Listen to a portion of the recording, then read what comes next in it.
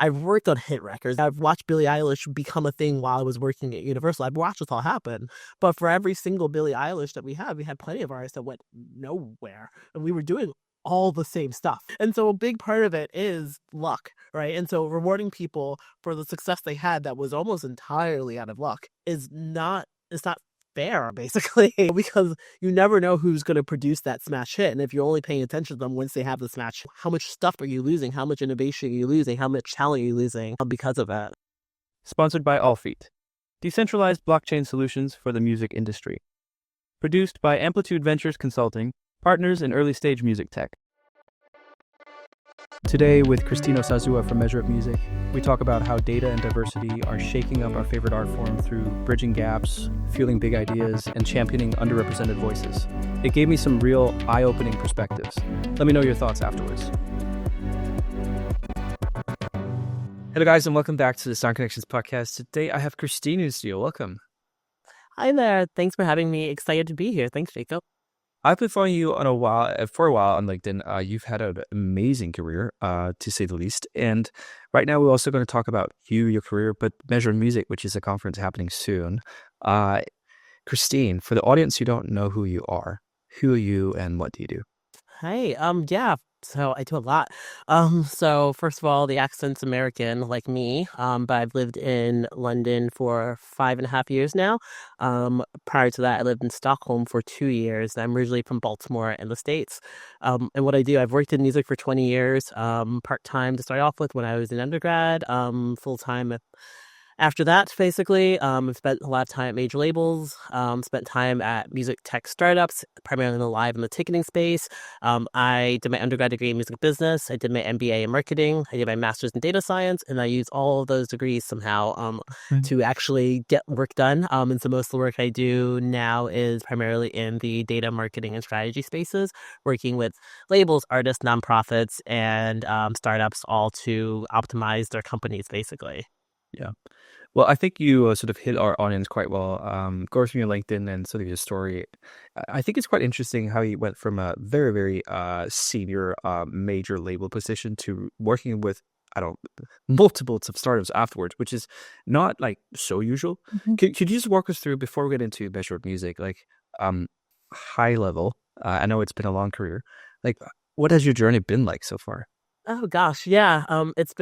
There is no straight path. And I think I had an epiphany when I was in undergrad that there was not a path forward.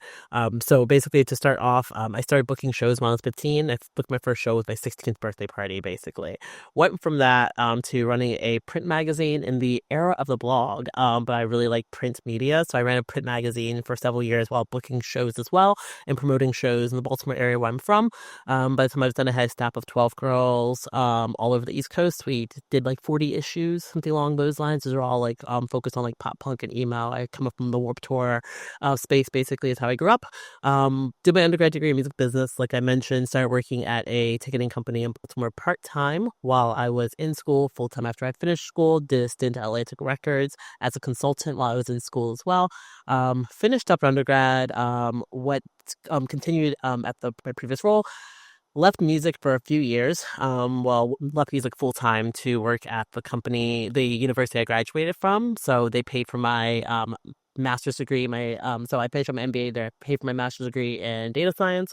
I left there, moved to Stockholm. Worked for Universal Music Group. As by the time I left Universal, I was the head of data and insights for Universal Music Sweden.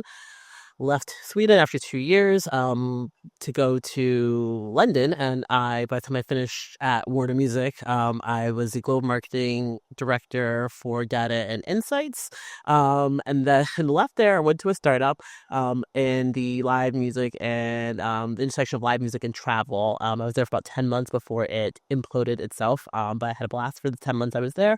As strategy director, left there to go to another ticketing startup as chief strategy officer.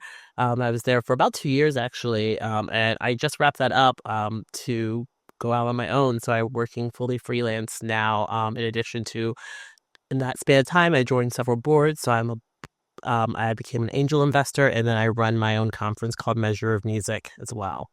Wow. Yeah. Yeah. Well, I love it.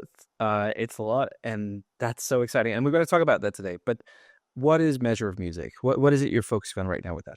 Yeah, so Measure of Music was is my baby from COVID, basically. So 2020, while everyone else was making bread, I had the brilliant idea to decide to take on an entire new job, essentially. So I started a conference called Measure of Music. It's a music tech and data conference and hackathon that happens annually. 2025 marks the fifth year of the conference, and the goal of the conference was basically in 2020, a lot of people were losing their jobs. In 2025, a lot of people are somehow still losing their jobs. But the purpose of it was to help people that were job seekers or looking to change roles in the industry or get into the industry find a path forward. So the hackathon idea came first. So the idea of the hackathon was it would give people a finished project that they could show to potential employees or potential clients. While I was doing that, basically, year one, a bunch of people said, "Hey, can I watch the hackathon bit?" And I was like, I did not know what I was going to do with this, and I ended up building a conference around it, basically. So I brought people that I knew. That's like I think year one was like Spotify, like God, Spotify, Chartmetric, a few other people. I said, hey, can you come talk about your APIs? Can you come talk about your platforms to all of these people? Thankfully, everyone said yes. Pieced it all together, and now we're in year five. I've raised over $100,000. My sponsors are from all of the major music companies. Basically, my speakers are from all over the world. My participants in the hackathon, my attendees for the conference, as well as my speakers are all majority minority in gender and race from all over the world, and primarily people in the mid-level stages of the career, because they're often the people that are actually still doing the work. Yeah. So I think before we had the recording, you said you wanted to create something that was different from everything else. Obviously that could, also work from a strategic perspective. But what was the thing that triggered that mindset? What is it that you felt lacked out there? Yeah, so I tend to speak a lot, public speaking a lot. So I do about 20-ish talks a year, and every year I say I'm going to do less, and somehow I do about 20-ish talks a year. Um, and I would consider myself a bit of an expert as to how conferences work because of this. And I'm very grateful for all the invites. I'm very grateful to get to speak so often to people about what I believe in and things I love and what I'm working on. But oftentimes, what you find at most music conferences is that they are full of old white men talking about work they used to do, basically. And I've even find myself getting to the point where I'm like, I'm barely doing the work in the way that other people are doing the work every day anymore. And so my goal when piecing together the actual programming was I want to hear from people we don't hear from all the time. I want to see the global majority represented on the virtual stage. I want to see the what the music industry is going to look like in the future, not what the music industry looks like now. And so I curate my programming in a way that highlights the future of music, basically. And that's really important to me because when I go to conferences and I look around the room, all the companies send their most senior executives, and because of the systematic way everything is structured, the most senior executives tend to be white cis older men. And so as long as we continue that cycle, we're never going to get the diversity in thought at the conferences we see in person. So if I can continue to have a virtual conference that is free and accessible, we can have that type of availability to everyone else. Hmm. And I hope it's okay that I ask some questions that might sound stupid, but where does the passion for music lie? I struggle with this question daily, right? As I told you, I'm an entrepreneur and I've chosen sort of music as my niche. Um, not knowing what I went into, but that's sort of my niche. And maybe that's not the best place to sort of get the most rewarding opportunities. But again, it I do it for another passions. But what's your reason? Like why do you want to make a change here? Oh gosh, I guess there's two different questions there. I guess question one is why music, I suppose. And then question two is why do I make a change? So to start off with the why music, I think about this all the time because I always joke with people. I'm like, if there's anything you love more than music, you should just go ahead and do that.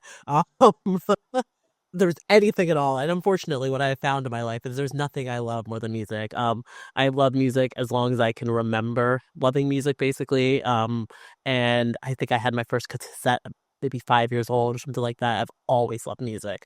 And I realized that the industry, quote unquote, was a thing when I was probably around 12-ish or Yeah, so. what? And I mean, like when I say realize was a thing, this was a very rudimentary situation. Basically, I was watching the MTV Music Awards, and people would go on stage, and they'd thank their mom, their dad, God, and then they would start listing a random assortment of people. And I remember at 12, I was like, who are those people? How do I do whatever they did to get thanked on stage by Britney Spears or whoever, right? And that was my first thought, me like, hey, there are people that exist besides the artist in music, and I had no other thought process beyond that at that point. But that's kind of my first thought process of like, hey, maybe this is a thing that I can do for a living of some sort. And I figured it out eventually. Only a few years later, thankfully, I started to figure out that this was like a thing. And then why do I want to change it? Because I started working in music when I was 15. And the amount of, can we say bad words on this podcast? Yeah, absolutely. I'm Okay, great. entertained. So basically the amount of bullshit that I saw has been astonishing. 20 years of bullshit, actually. And what I mean by that is I started working at 15. So I was a young teenage girl working in music. As you can imagine, what comes with being a young teenage girl working in music is like the best case scenario is people just completely blowing you off. The worst case scenario is just blatant harassment. There's a wide spectrum of what you go through as a young person working in music. Not to mention the expectation to work for free continuously, the expectation that you're someone's girlfriend, the groupie, so and so backstage, et cetera, constantly was occurring, right? So there's that one aspect of it. And I went on tour several times and things along those lines, so I've experienced that world, right?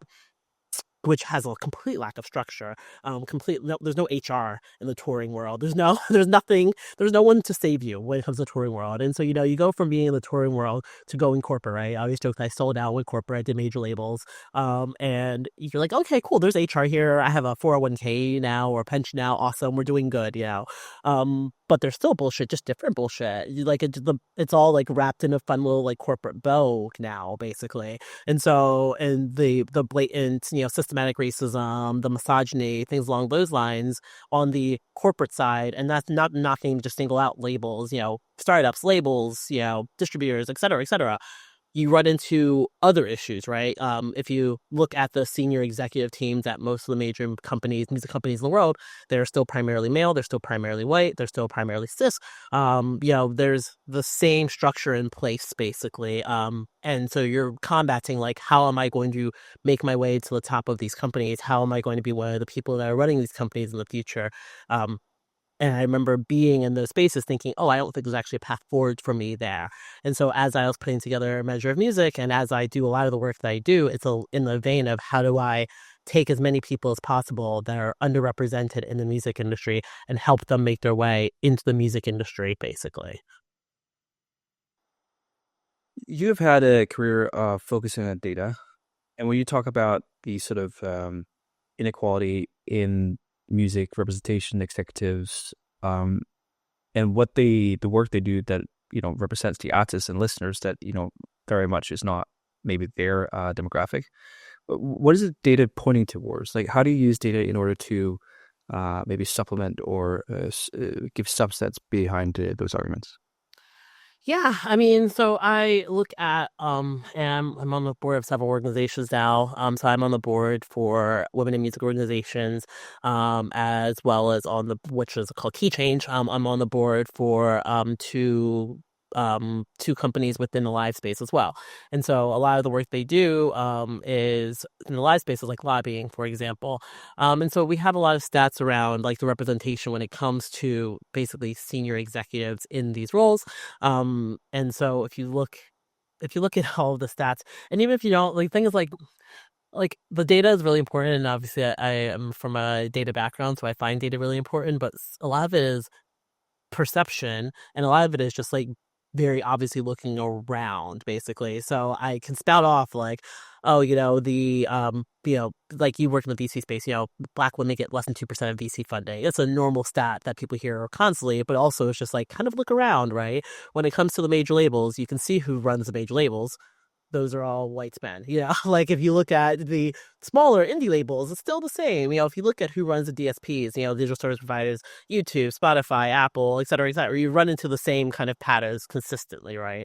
And so there's plenty of stats. If you look at, the gender equity within the UK music, they have to legally provide the gender pay gap, for example. It's never great. Like, so you can look at those stats across all the different music companies. You can look at the stats when it comes to another study. The UK music, like overarching lobbying arm, does a study on pay equity across gender and race. It's also never great. Basically, the those from underrepresented backgrounds make far less money than their white male counterparts. I've done my own salary transparency study to provide people with additional ways to look at salary. And all the stats also show, like, I think what the numbers came out to was that white men made in their base salary more than everybody else did, including base salary bonus and equity, for example. So no matter how you slice and dice it, it's never good, but also you can just kind of look around. You don't need to be a data scientist to see that like things might not always be equitable. Hmm. And in a world that you would be working towards where there would be more fairness in that distribution, how would that positively affect the music industry? What would the outcomes we would see? Yeah, I've earmarked or bookmarked on a piece I want to write about this because one of the things I say quite often is the music industry is not a meritocracy. Um, which is very frustrating. Not necessarily needs to be a 100% meritocracy, but it's very frustrating that it is not. Um, and that starts off from the most simple and obvious components, right? So as I mentioned, there is no path forward. So my career path I have is unique, but it's not dissimilar from other people who have 85 different places and things they've done and this and that and side projects, et cetera, et cetera. This is a very, very common experience within the music industry, right?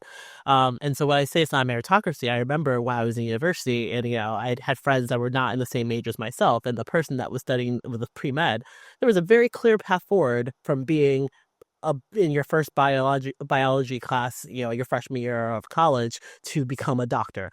Like, it's a long time. It's certainly not easy. I could never be a doctor, but like about 10 years from when you start that first biology class, 10 years later, you'll be a doctor. There's not a lot of like ambiguity about what's going to happen here, basically. Same with my friends that were studying to be a lawyer, right?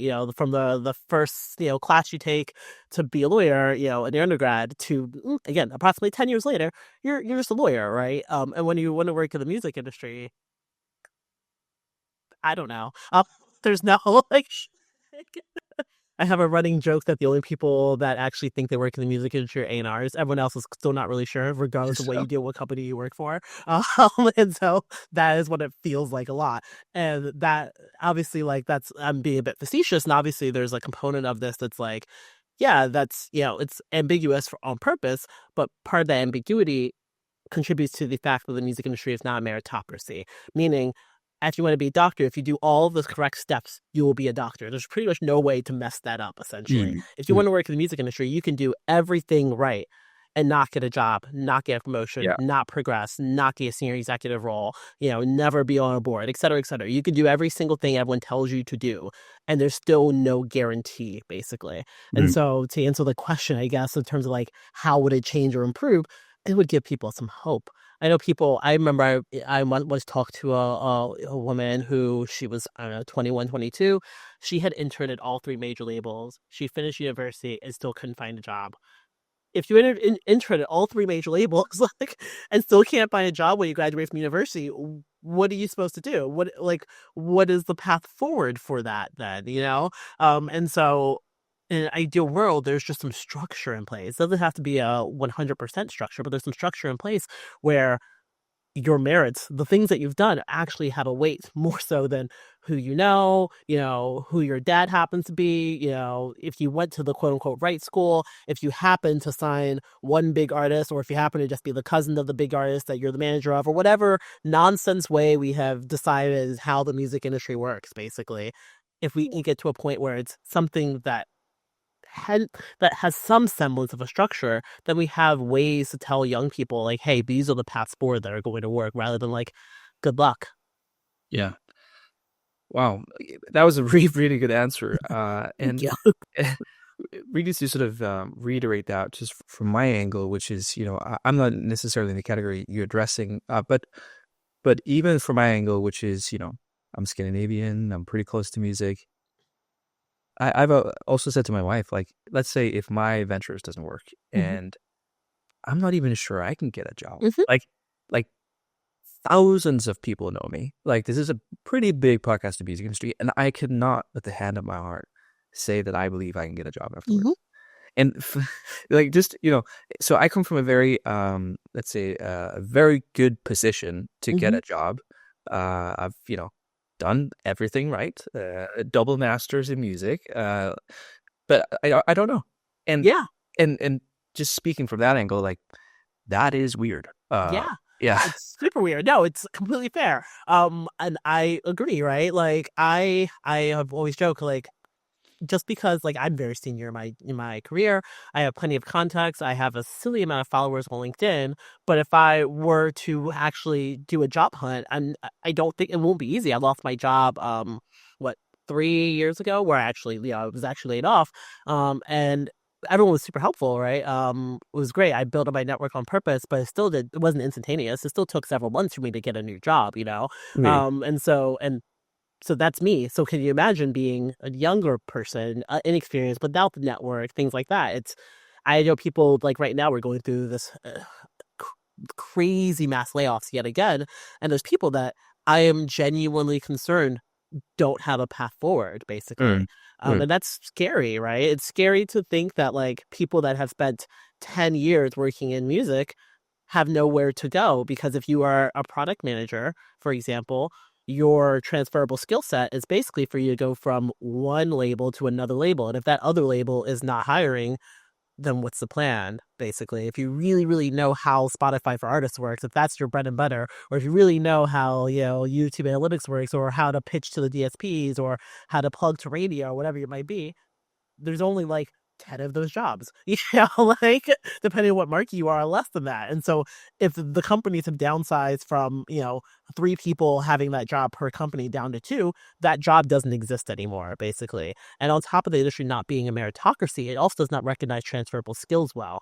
So if you were previously a commercial team and there's no commercial team jobs, the chance of you getting another job in a different market or a different industry, like a different vertical, like going from commercial to marketing or going from commercial to A&R is very, very slim as well, basically. It's when you look at people's resumes quite often is there's a lot of different things they were doing for a while. They get the big job. They get the job with the major label or at the distribution or at the DSP. And let's say it's an editorial. Let's say it's marketing. For the rest of their career, they're going to go from manager to senior manager to director to senior director, et cetera, all in the same category. So all in marketing, basically. mm, And so if they were laid off at director or senior director, the next option the music industry is going to give them is maybe senior director, again, if they're lucky, in marketing. They might say, hey, what about A&R? There's almost a 0% chance they're going to be able to move from that marketing role to an A&R role. And so, given that, what is the path forward for anybody in the industry, basically? It's something I think about constantly. mm.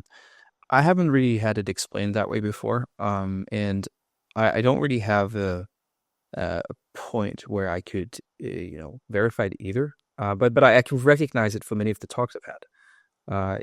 My career has been very much parallel to music, the Hmm. traditional music industry as an entrepreneur. So I can only see it from the outside. But what I do see from the outside is what you're talking about comes from somewhere, and that's a historical thing. That's a cultural thing. There's many things that plays into it. One of the things that really plays into it is obviously the financial capacity within the industry. How do you believe?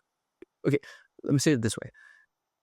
I would assume, I might be wrong, I would assume that music people, if that's a term, would in general be fairly informed about these issues you talk about more so maybe than other industries. Again, I might be wrong. Uh, More so than maybe other industries because we work with art, which inherently addresses a lot of these things consciously or subconsciously. But does it even have the financial capacity to do a lot of these changes that it knows it must do? Um, so the music industry in terms of entertainment, I guess looking at depending on how you cut the stats, my understanding is that the music industry might have just surpassed the movie industry for the first time in terms of revenue. But it's still dwarfed entirely by gaming, for example. There's just the music industry, or if you take it outside of entertainment to like, I don't know, fintech, health tech, et cetera, it is a drop in the bucket in comparison to the other industries. And so that's something that I inherently recognize, right? So there is a component where, yeah, there's not as much revenue, but I mean, we're still talking billions of dollars. So I think it'll be all right. Um, really my perception of the music industry, and this comes from, when I was young and in university, is that generally speaking, despite the appearances of being incredibly progressive, the music industry tends to drag itself kicking and screaming when it comes to innovation. And so what I mean by the perception of progressive is basically it's just like it's kind of what you would refer to as virtue signaling, basically. And what I mean by virtue signaling is like you can wear whatever color hair you want to work. If you're wearing a crop top to work, it's cool. If you stay out and have some drinks after work or at lunchtime, it's cool. Go for it. Great. None of those things have any actual impact in terms of the actual progression of the industry, but it makes the industry look very cool. And the industry wants to look very cool because that is how it makes money, is saying, hey, we're very cool, essentially. Yep. Mm. But when it comes down to the actual input, like implementing real change, it will drag itself kicking and screaming. So if you go the other way around it, back when I was in university, I was watching a bunch of young people get sued by the RIAA for downloading illegally. Um, that is not the most progressive thing in the world to do, is to sue 19-year-olds. I don't. I strongly believe in copyright. I do think it's not good to pirate music. So please, all the records say I do not believe it's good to pirate music. I am just saying the solution that came up with in what 2005 to what 2012 ish was to sue a bunch of teenagers. And when you go and think about this, and you think about the actions that the music industry tends to do, it tends to be very conservative when it comes to decision making. That's going to be a a hindrance to the bottom line in any kind of way, right? And so the same reason, and that all trickles down essentially. And what I mean by trickles down is the reason why you can't get a job from the marketing team to the sync team or from the sync team to the commercial team is because everyone is too conservative to want to give someone a chance to maybe screw up, basically. And so what tends to happen is you'll see people just literally get hired from one label to another label, going from manager to senior manager until they become maybe a VP or so and retire. That is the path forward for most people because it's a safe bet. Once in a while, we'll make a big swing, but it's normally because we have no other choice. And what I mean by no other choice is the reason why Spotify exists is because we had no other choice as an industry. Like right now, people are trying to play ball with AI because they kind of have no other choice. But we're also, if you look the other way, lawsuits. I'm joking with a friend. I'm like, oh, it's 2009 all over again, lawsuits. And so the music industry tends to not want to make the innovations and not want to make the change, and it will consistently make the choice often to do the safest path forward, basically. And so that's why when you say like financials, do they have the financial ability to do so? I mean, they do, but do they want to? I mean, they still have shareholders to, they still have shareholders to please, and they're not perceived in the same way as like a company that's going to be, a big innovative unicorn company. Their investors are not expecting them to make big swings. Their investors are expecting them to be a safe dividend providing, Yeah. platforms basically, or like companies.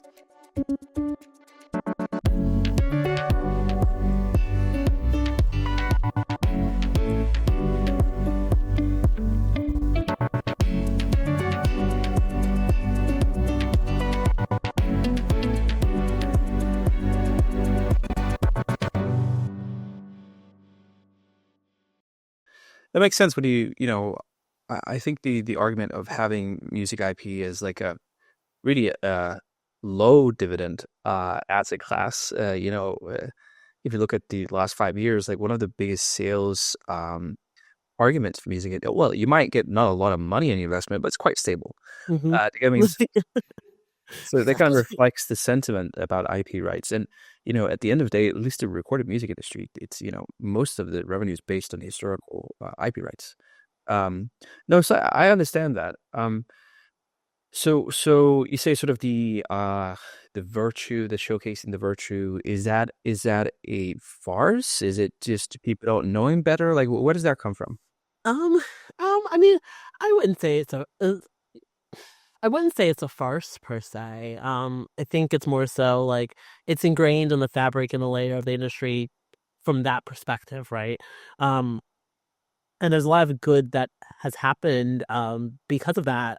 The acceptance of the way people look and the way they dress is the reason why we have many queer artists are able to live and thrive and work within the music industry in a way they couldn't in other spaces. So I recognize that it's not like the perception is still very important. The perception of inclusivity is still very important. Yeah. And why I hesitate when I say the perception of inclusivity is important is because no matter who they opt to put on the radio and push and promo, um, you still run into issues behind the scenes. And what I mean by that is, the budgets provided to women and people of color artists tend to be lower. The senior executives working on those projects tend to be lower paid or more junior. The amount of people of color or women in a room will be less than their counterparts. So there's all these layers where what you see, the perception is really, really important.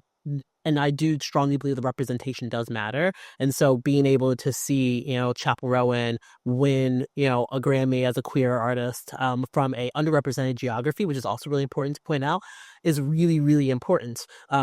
But on the flip side, making sure that the executives behind those projects are compensated properly, are also queer themselves, for example, are also women themselves, things like that. It's not necessarily always the case. I actually don't know what's happening on her campaign specifically, so I cannot speak to that explicitly. But I've definitely experienced oftentimes working projects with artists where the representation of the artist is not there, basically. Mm.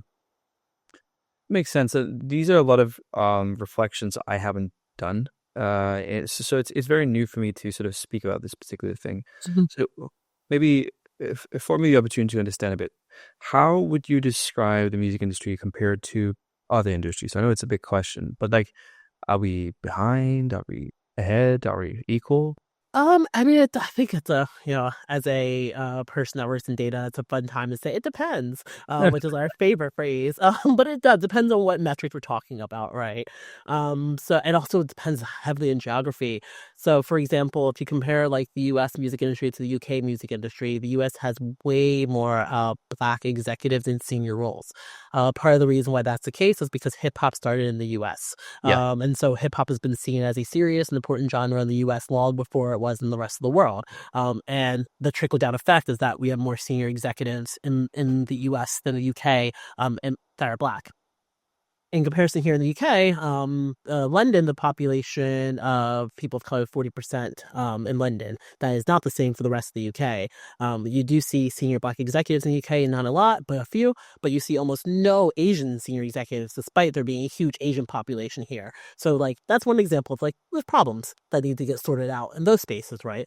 When it comes to like comparing to other industries, like not even comparing against geography to like industries as a whole, I mean, like, I compare a lot of it to tech, and tech does not do well in most of these spaces either. So I would say equal. And then if you compare it to other industries, one thing that I have found similar, I haven't worked much outside of music, but I have friends that work in fashion, for example. And what my understanding is, any industry in which people are desperate to work in, people are treated not awesome all the time, basically. Um, like, and so the problem is, when I say all of this, part of it really is that it does not matter because if you quit working in the music industry, there is approximately 200 people that are desperately trying to get that job that you have just quit in the music industry. Yeah. My understanding of fashion is very similar. And so, given that it's behind because it can be, it's a really big component of what everything else we've been saying. Basically, it's like there's no added incentive to be kinder to your employees. There's no added incentive to give raises. There's no added incentive to be more inclusive or to have initiatives to promote within or things along those lines, because there are plenty of people that, regardless of how they are treated, will work for basically nothing in order to say that they work in the music industry. Yeah.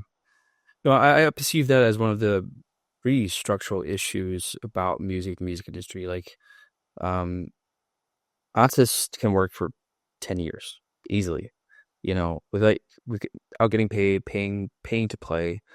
And you can to some degree on a human level, okay, it's a passion. They want to express themselves. You can get that, but and which obviously there's a lot of nuances to that. But it does also showcase itself in the industry. Like just in my case, I worked I think 6 months at a label where I did a proper employee job. I was an intern.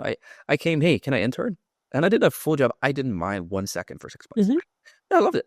And and even though that might seem great, I don't necessarily think that helps that much, if that's the mentality, because people know that that's the mentality. I can always get an intern. I can always get someone to work very cheaply. On the flip side, you know, running a small indie label, I know economics of it is there isn't money. So I don't think people sit there and like, took advantage of some people. It's just like, well, I didn't have anything. They wanted to go with it free. Like, sure, why not? Um, so I see that, but how do we work with that? Because it's such a big issue. There's not, well, I don't know if that's true, but I can make the statement. Generally speaking, is not enough money to go around Hmm. to the people who wants to work there. And I don't see a path towards it. Like I just don't see it. You might see it, but I don't. So how do we go about it? Yeah, I mean that's part of the overall issue, right? It's a systematic problem at hand. Is that plenty of people are willing to work for free. I agree, it's not a good thing to work for free. And but people do it, people are willing to do it. So I mean, some of the paths forward, right, is that you have to grow the pie, right? You need more money to exist in the industry, which you want to see, basically. One way to do that is to, if you're lucky enough to live in countries in which they do this, is figuring out where the grant money is to start your own companies, from the government, getting familiar with investors and VCs, start your own companies and be able to hire and have the revenue in, so you can actually pay people for their time. It's a big and tall ask that I recognize, but that's something that can be done. The second bit is like the music industry has tons of money. It's just concentrated at the very top of the music industry. There is no reason why the CEOs of these companies should make 200x what their lowest employee is making, right? No one's going to be willing to make that change, but it's something that I think needs to be recognized when we say there's not enough money to go around. There would be enough money to go around if the senior executives weren't making $100 million a year. Like, plain and simple. There's no way to like divide that in any other way. Mind you, of course, the CEOs of these companies should be paid comparable to the CEOs of other major companies in the world, which I recognize, who actually, for the most part, actually make more money because, if you are the CEO of Google, you're making more money than the CEO of a music company. So I recognize that discrepancy there. But this is what I mean when I talk about this perception of progressiveness rather than actual progressiveness. Because if we were truly a progressive industry, we would think, hey, I recognize that Google and Nestle CEOs make this much, but we are creatives and we care about music and we care about people and we care about underrepresented groups and people of color. We've always championed them in their music. Therefore, we shouldn't make 2000x what the intern makes. But no one's really willing to make that decision, basically. And so there's where the money is, right? There's a big chunk of where the money is there that is just not being distributed properly, right?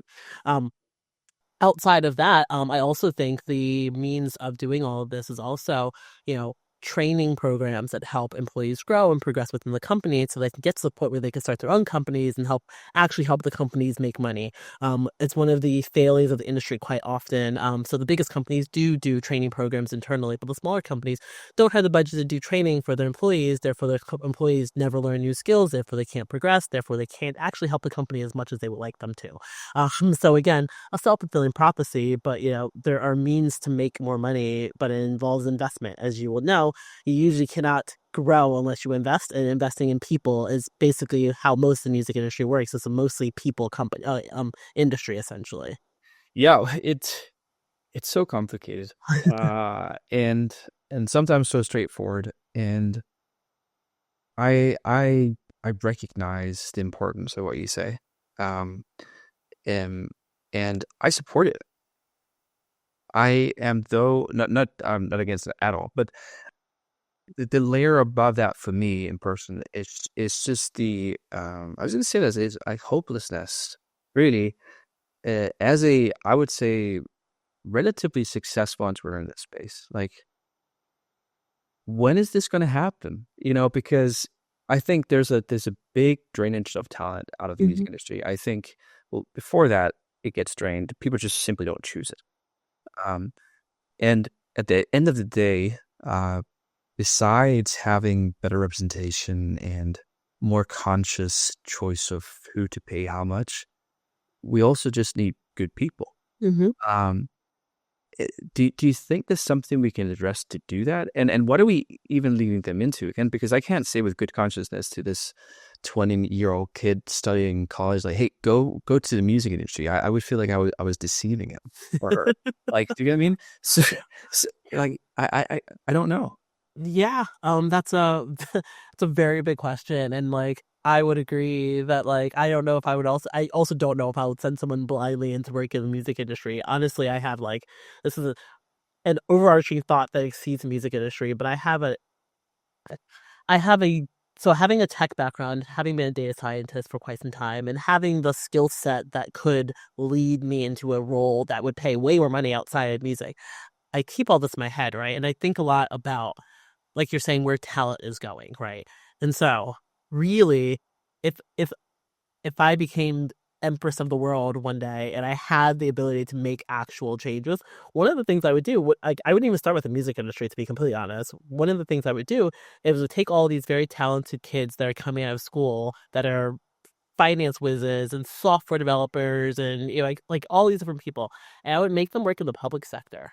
I would pay them whatever salary they were going to get from Snapchat or Facebook or Amazon or whoever, and I would have them work in the public sector to do the work, do the good work, because God knows how many people are making 200 grand a year to make filters or whatever other nonsense job that they are making 200 grand a year to do, or to make 200 grand a year so they can not outperform the S&P 500 anyway when they're working at some hedge fund.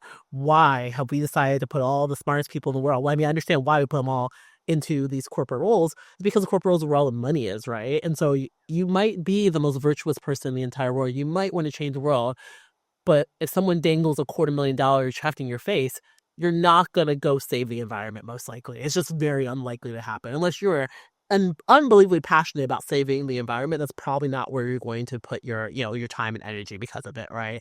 I work in music because I love music more than I love anything else in the world.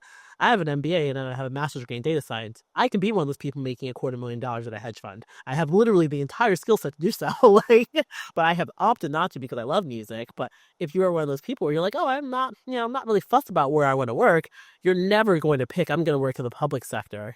I'm going to save the world. I'm going to work at a charity. I'm going to work in a nonprofit. You're going to be like, I'm going to go work at Amazon and make $1 jillion. I'm like,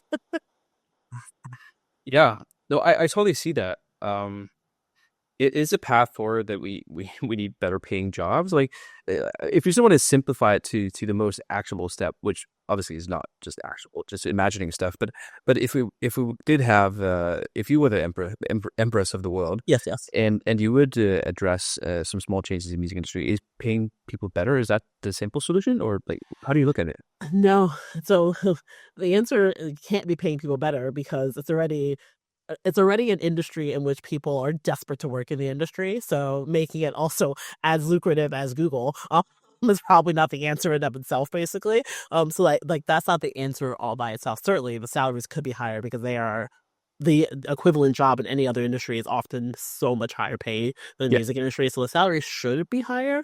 But when it comes to like how the music industry works is like I mean like we just can't concentrate wealth in the ways that we're concentrating wealth, basically. And we can't leave it up to the senior executives to say, oh, yeah, I'm going to be virtuous now and give everyone, more money, or I'm going to be virtuous now and open up more roles and more positions or have more innovation. Like, all of this is not going to happen in of itself, right? And so when it comes down to it, like, if someone's making $200 million a year as a salary, how many jobs that could be? How many people we could hire? So it's not necessarily pay more money. Well, yes, we should, but it's like, what would happen if you actually invested in your employees that you currently have? And what would happen if you actually invested in paying people more money and also invested in just more jobs, more roles, more opportunities, more things that can be done, more innovation that can be done? Um, because right now, part of the issue running into the music industry is just this stagnant. We have, what comes after streaming is a question I'm asked a lot, and I don't have the answer to it. I wish I did because I'd be doing it. But we are 15 years into streaming at this point, and we have no idea what comes after streaming. We had the cassette, we had the CD, we had, the vinyl, we had 8-track, and now we're on streaming. And now what? We don't have any of the innovation that we had in the industry before, and I think it's because we're just not investing we are very comfortable in the industry, and as things are the status quo right now, we're going to stay that way until something else makes us go kicking and screaming to figure it out, basically. Hmm. I am running a venture studio that has a heavy focus on music, and being afforded the opportunity to host a podcast like this, I get to see the industry from the outside, but still being on the inside to some degree. And one of the decisions I've made myself is, for now, and it sounds can sound wrong, but I believe in it. For now, I'm gonna be an observer of the big motions and movements of music, and I think there's one thing I can address, and that is success rates of founders. And how can that be addressed? Well, there's some pretty simple things. Information, uh, education in whatever form it is not readily available catered to that specific niche. Like this podcast is also based on, we're doing a lot more than that, but just how do you as an entrepreneur understand the opportunities, the pitfalls, navigate that, like the small steps. And I think what's happening in the startup environment, at least as I see music tech, is people have realized that as a opportunity for betterment, is that not everyone can address everything, but financial success for people taking bets and risks over a long time can bring one of the positive impacts into the industry. I think I think that if a founder, statistically speaking, can be rewarded to create solutions that better something here, I think that's part of it. And I don't know how big, but I do know that it does matter in the big whole. What is it? Maybe this is an obvious question, but what is the one thing that you would change that would make this better? That's a big question. I'm not sure if there's one thing. I feel like I think it would be if there's one singular thing would be to basically reward your talent, essentially. Okay. And so talent can be artist, talent can be executive, but it is to reward them. And reward can be monetary, it can be a promotion, it can be, opportunities for more education, opportunities for more conferences, but there's this component of complacency the industry has as a whole, like I said, where everyone's like, oh, a million people will have this job, so I don't care what you do. Therefore, turnover rates are high. Therefore, people are not innovating in their company because they're like, why would I do that? They're not doing anything back for me. We would see, in the same way it goes with the artists, right? Like the biggest success stories as artists get all the attention. The ones that, went from 10,000 followers to 20,000 followers are not getting nearly as much attention as the ones that already had 200 million or whatever it might be, right? And so if the industry was much more gracious and much more willing to give back and support their employees, I think there would be a lot more, basically a lot more innovation, a lot more revenue generated, even though from the outsider standpoint, it's like, oh, why would I spend any money or invest? They were going to work anyway. It's like, I genuinely feel like if people invest in their employees, and like you see it from tech quite often, mind you, like tech has its own issues, but the the high pay, the good office environment, the free lunches, the free breakfast, all of these things end up trickling back down to the biggest companies working and the people making the most changes and doing really cool stuff, basically.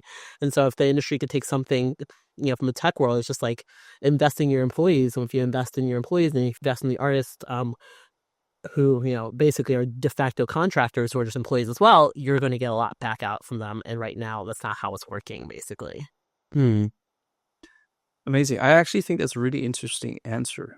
Um, I think that my experience with the industry is that you get rewarded when you earn it, but not earn it necessarily on your own work, but based on how the external factors react to what you've done. Hmm.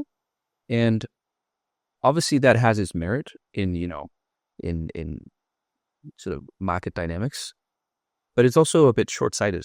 Hmm. Like that's not necessarily how great stuff happen. Oftentimes it's the things that are out of the ordinary. It's the things that challenge the status quo. It's the things that does not get the initial positive feedback that creates these big opportunities. And not to draw a direct parallel between those two things, but there is zero to very little structure around um, proactively supporting the next generation of talent in music, as I see it. So I think that's an incredibly interesting point that I need to reflect upon. Yeah.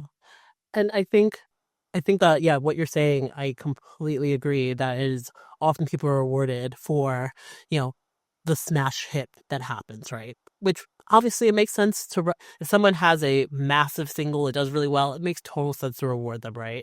However, so much of that was out of their control, basically. And so just because someone has smash hit once does not necessarily mean they're going to have a smash hit a second time, obviously. And so investing in what got us to that point, investing in the person, investing in talent prior to that is important. But also, like, the music industry functions a lot in the same way like VCs function in terms of like you sign 100 acts and hope that one's the unicorn, right? Like it's the exact same structure.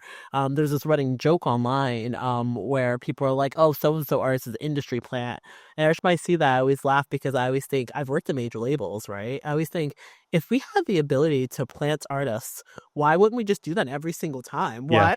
Why?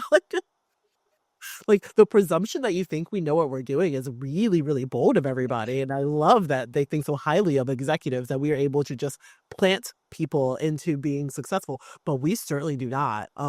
Like I will never be the person. I've worked on hit records. Yeah, I've worked the Drakes and the Kendricks and I've worked them all. Like I've worked on huge records. And I watched Billie Eilish become a thing while I was working at Universal. I've watched this all happen.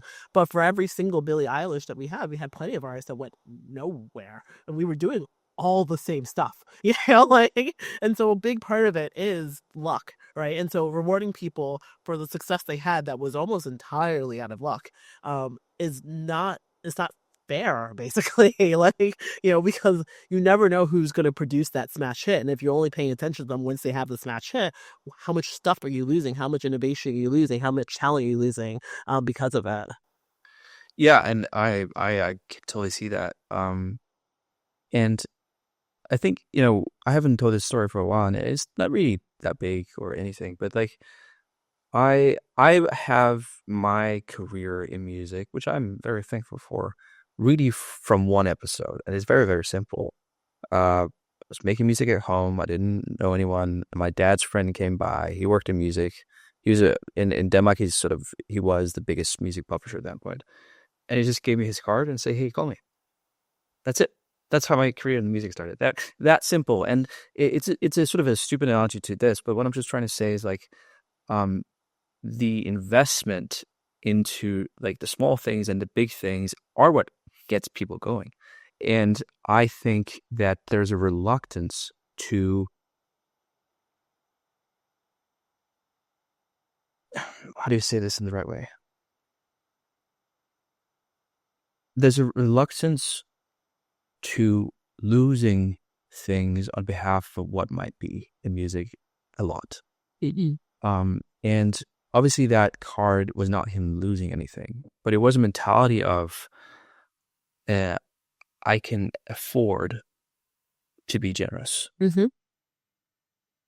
And we can afford to be generous because at the end of the day, oftentimes it doesn't cost that much to be Mm-hmm. generous. And I think maybe that's sort of what I take from this conversation is really that last point you had, like investing in talent, rewarding talent, maybe even before you see that talent will amount to anything. Does that make sense? Yeah, I mean, I completely agree, and I think it's just what we're lacking right now, right?